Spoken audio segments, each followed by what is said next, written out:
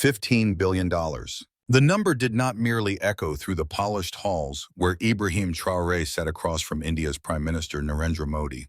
It thundered across continents. Cameras flashed, pens signed, and the world's newsrooms erupted. Yet for Burkina Faso, this was not a headline. It was a fracture in history, a crack in the old order that had bound Africa in invisible chains for generations. For decades, the story was written elsewhere, in Paris, in Washington, in Brussels, where aid was disguised as generosity but functioned as a leash. Loans came dressed as opportunity but matured into dependency.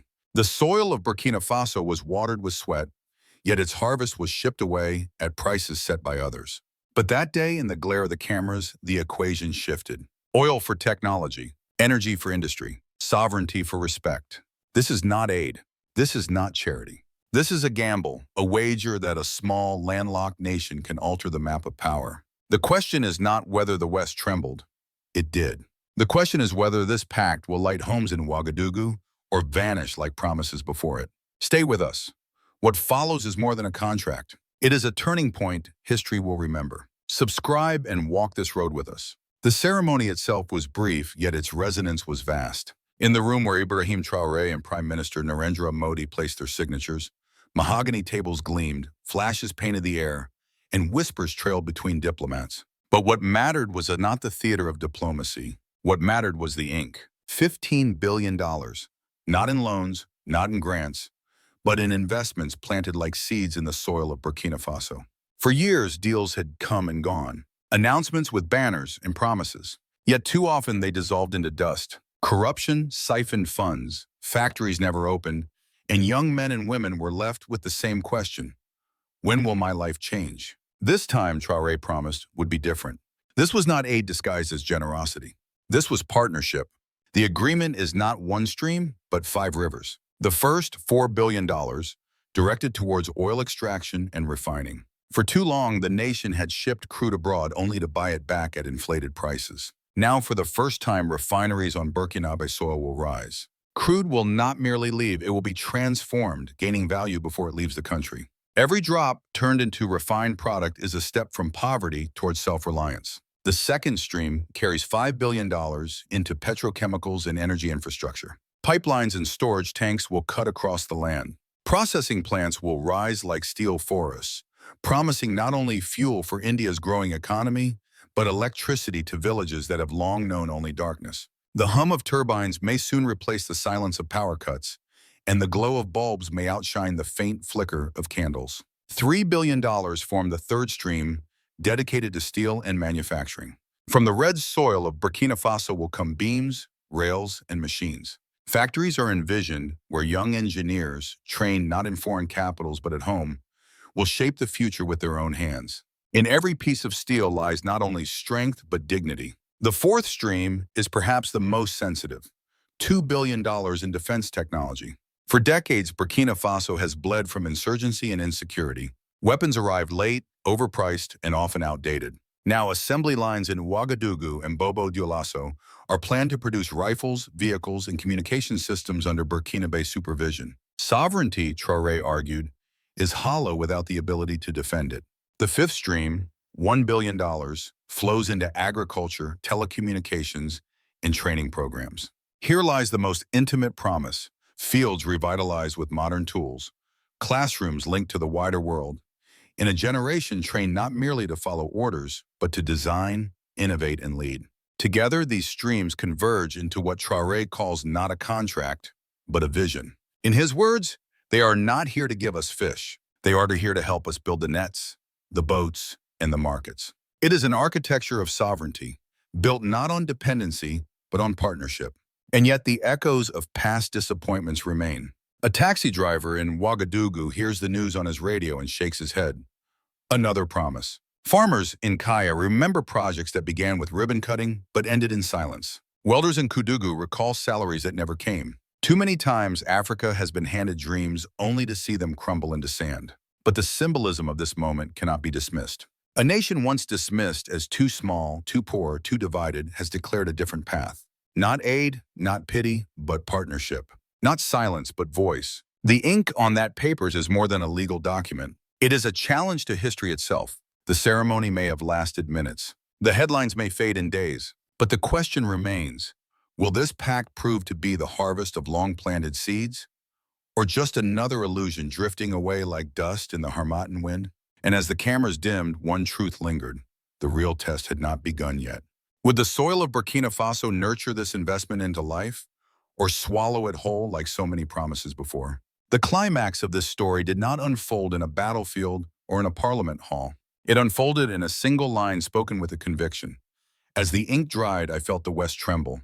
With that declaration, Traoré transformed an economic contract into a political earthquake. The moment was not only about signatures, it was about defiance. For decades, Africa had been cast as a continent waiting for salvation, its leaders portrayed as petitioners, its people as dependents. Yet here stood a man accused of being too young, too reckless, too bold. In the theater of diplomacy, he inverted the script. He was not the petitioner. He was the partner. Inside Burkina Faso, the reactions were layered. In Ouagadougou's bustling markets, women haggling over millet paused to ask, "Will this deal change my life?" A taxi driver stuck in traffic muttered, "We have heard promises before." Farmers in Kaya remembered broken projects. Students in Bobo Dioulasso dreamed of coding labs, but feared disappointment. This was the duality of hope and skepticism, the excitement of possibility tempered by scars of betrayal. Yet Traoré's words resonated beyond the streets. Across the continent, in Bamako, Dakar, and Accra, leaders and citizens alike watched with curiosity. If Burkina Faso, small, landlocked, underestimated, could secure such a deal, then why not them? The tremor was not confined to the Sahel. It rippled across Africa. The international response was equally charged. From Washington to Paris, murmurs filled corridors of power. Western officials, used to dictating the terms of African engagement, now faced a different reality. A deal bypassing their banks, their currencies, their institutions. For them, this was not just an oil pact.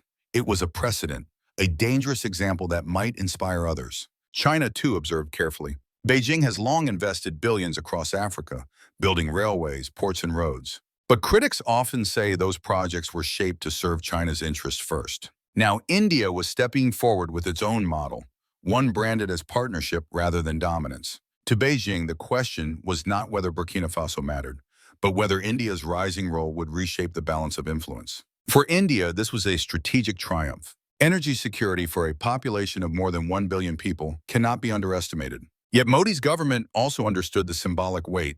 This was not just barrels of oil flowing east. It was an alliance suggesting that Africa, long marginalized, could be courted on terms of equality. The climax is marked by repetition. We will not beg. We will bargain. We will not kneel. We will stand. These lines carried the rhythm of defiance, echoing across radios, television broadcasts, and social media. They were not only words of a leader, they became a chant of sovereignty, a rallying cry against the narrative of helplessness. But every climax is followed by uncertainty. Whispers spread. Would India's investment come with hidden strings? Would Burkina Faso trade one form of dependency for another? Would this pact ignite cooperation or spark rivalry, pulling the nation into India's disputes with China or Pakistan? The risk was real, yet Traoré framed the choice with striking clarity. Our allegiance is not to any bloc, but to Burkina Faso. If a partnership strengthens our sovereignty, we embrace it. If it weakens us, we reject it. It was a message not just to skeptics abroad, but to citizens at home. Sovereignty was not a slogan. It was a compass. The cameras had captured the signature, but the true stage was larger. The villages where the first electric bulb would glow, the factories where welders would hammer steel, the training centers where coders would build software connecting Africa to Asia. These places, not the Grand Hall, would determine whether the pact was remembered as triumph or tragedy. And so the question loomed, was this a single spark that would fade, or the beginning of a fire sweeping across the continent, a fire that no Western tremor could extinguish? The true measure of any pact is not in the speeches of leaders, but in the daily lives of ordinary citizens. When the ink dries and the cameras depart, the question lingers in Ouagadougou's streets. Will this deal transform lives or simply decorate history books with another promise? In the short term, the effects may be immediate. Construction sites will rise as refineries, steel plants, and pipelines begin to take shape. Jobs will emerge for welders, drivers, engineers, and clerks. The hum of machinery will provide wages that feed families and restore confidence in an economy too often suffocated by drought, conflict, and mismanagement. A welder in Kudugu might finally exchange uncertainty for stability. A farmer in Kaya might purchase modern tools at fair prices, supplied not as charity, but as part of a new industrial network. The medium-term implications are deeper. Energy independence could cut the long shadow of power shortages. Classrooms lit by stable electricity may keep children studying after dusk. Hospitals, often darkened by outages, may now run equipment continuously. Telecommunications infrastructure could link villages long isolated, giving youth a window into global knowledge. In every light bulb glowing steadily, citizens will see evidence that sovereignty is more than a word. It is lived experience. But sovereignty is fragile when corruption festers. Here lies the shadow over the pact. Too many projects in Africa have drowned in bureaucracy and elite capture. If contracts are mismanaged, if profits slip into foreign bank accounts, if factories stand as hollow shells staffed by imported labor, then the pact will not be liberation but betrayal.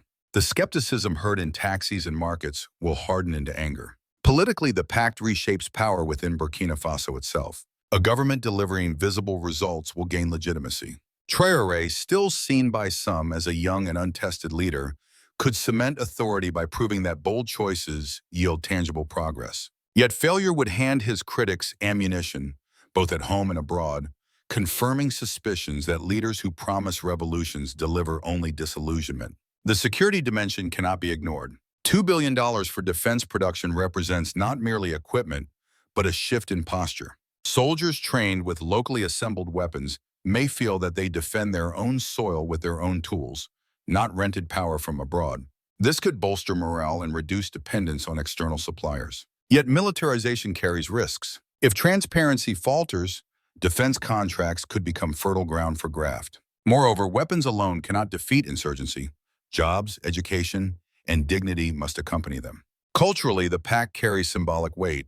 It reframes Burkina Faso not as a supplicant, but as a negotiator of equals. For decades, citizens were told that aid was generosity, that loans were lifelines. Now the rhetoric has shifted. Aid is a leash, loans are chains, and true dignity lies in partnership. This narrative resonates far beyond economics. It fosters pride in a generation that has grown weary of dependency. At this crossroads, the concept of anti-colonial Africa becomes more than rhetoric. Traoré positions the pact as a rejection of colonial legacies. The CFA franc tied to Paris, the oil priced in dollars, the dependency cycles engineered by aid. This is not only a contract with India. It is a symbolic strike against a centuries-old order where Africa was the periphery of someone else's empire. By choosing to negotiate on its own terms, Burkina Faso proclaims that the chains of yesterday need not bind the tomorrow. Yet the path is perilous. Transparency will decide whether the pact uplifts or ensnares. Civil society, journalists, and citizens must guard against corruption. If they succeed, the pact may serve as a model for other nations, demonstrating that sovereignty can be defended not only with armies but with factories, refineries, and classrooms. If they fail, it may prove yet another warning that bold dreams collapse when vigilance is absent. The consequences are not abstract. They will be counted in jobs gained or lost, in kilowatts delivered or denied, in trust restored or betrayed. The future of Burkina Faso's politics hinges on whether this pact becomes a harvest or a famine of hope. And as citizens weigh every flickering bulb and every payslip, the question sharpens: will the soil of Burkina Faso nurture dignity, or will it once again bury a generation's dreams beneath the dust of disappointment? Beyond Burkina Faso's borders, the pact has stirred conversations in quarters of power from Addis Ababa to Washington. For the African Union and ECOWAS, the deal is more than an economic transaction. It is a test case. Can a landlocked Sahelian nation, facing insurgency and poverty, truly leverage resources for transformation rather than dependency? If Ouagadougou succeeds, the ripple effects will pressure other African states to pursue similar paths. If it fails, skeptics will claim it proves Africa still cannot govern its own destiny. Europe has reacted with unease. Paris in particular sees echoes of rebellion against its lingering influence, especially through the CFA franc. For decades, France's monetary grip has bound West African economies to Parisian policy. By signaling a move toward transactions outside Western currencies, Burkina Faso threatens a cornerstone of that system. Brussels frames its concern in the language of stability and regulation, but beneath lies a deeper anxiety, the erosion of European leverage over African partners. The United States, too, is watching closely. Washington has long relied on dollar dominance to maintain global influence. A pact that hints at bypassing Western financial circuits strikes at this foundation. While officials may publicly emphasize the need for transparency and good governance, privately the concern is clear.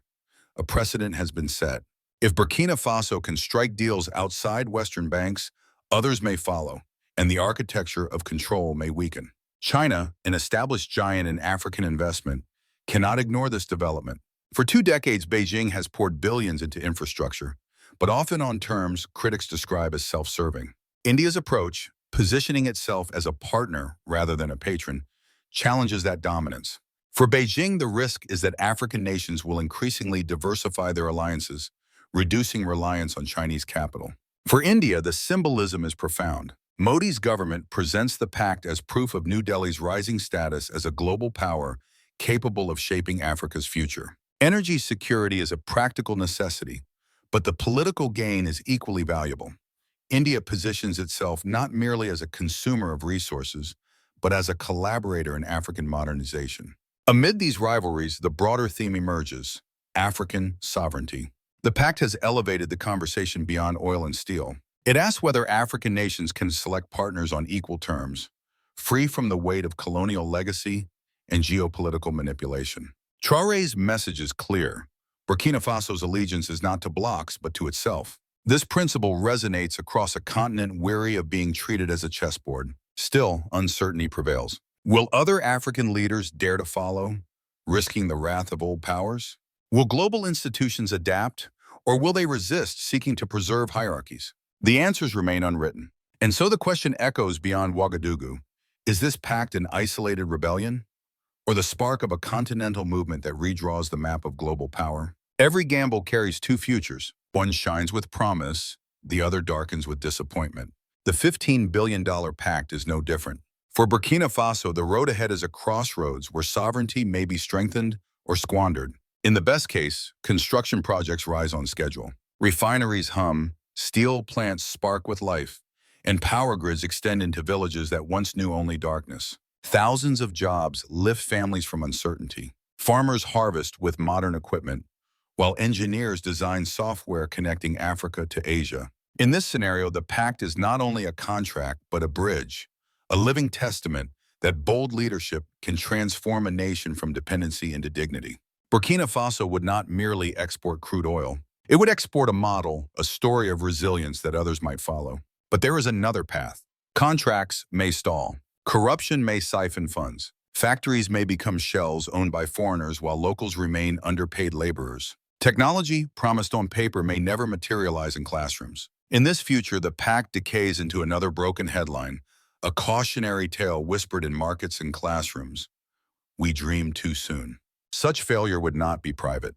It would tarnish not only Burkina Faso, but also the broader movement for African autonomy, giving ammunition to those who argue that independence is always fragile. The choice between those futures will not be made in boardrooms alone. It will be made in villages where children study under new lights, in factories where young hands shape steel, and in the hearts of citizens who demand transparency from their leaders. Traoré himself declared that his refusal of corruption is not enough.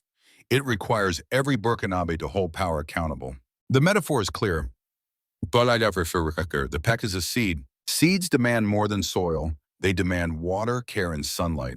In the same way, investment demands vigilance, discipline, and unity. If nurtured, the seed can grow into a harvest that feeds generations. If neglected, it can wither before bearing fruit.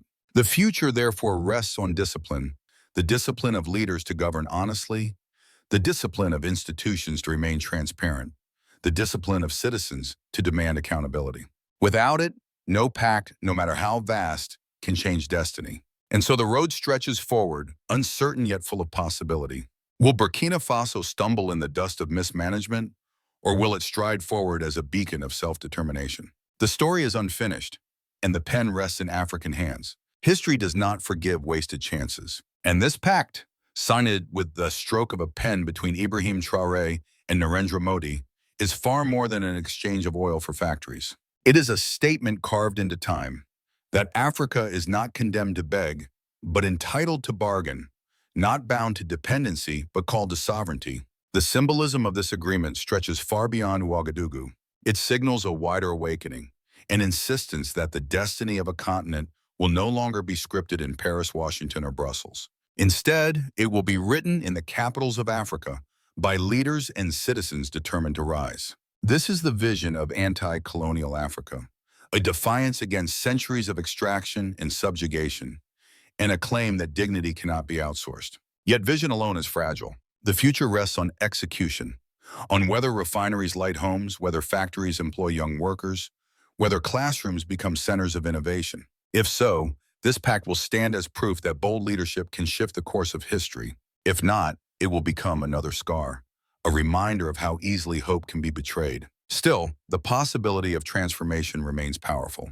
For Burkina Faso, the choice is between continuing as a supplier of raw materials or emerging as a hub of industry, technology, and resilience. For Africa, the question is whether this moment will inspire others to claim their sovereignty, forging a continental path unchained from foreign dictates. This is the heartbeat of African sovereignty, pulsing not as rhetoric, but as reality in steel, electricity, and education. 5 years from now, the world will judge. Will Burkina Faso be remembered as a small, landlocked nation that dared to defy the old order and succeeded? Or will it be dismissed as another dream that dissolved in the heat of mismanagement? The answer is not yet written. The seed is in the ground. The harvest depends on the care of a people determined to water it with vigilance, unity, and hope. So I ask you, do you believe this moment is the dawn of a new Africa? Share your thoughts, keep the conversation alive, and let the world know that the story of this continent is far from over. Subscribe, comment, and walk with us on this journey, because history is watching and history will remember.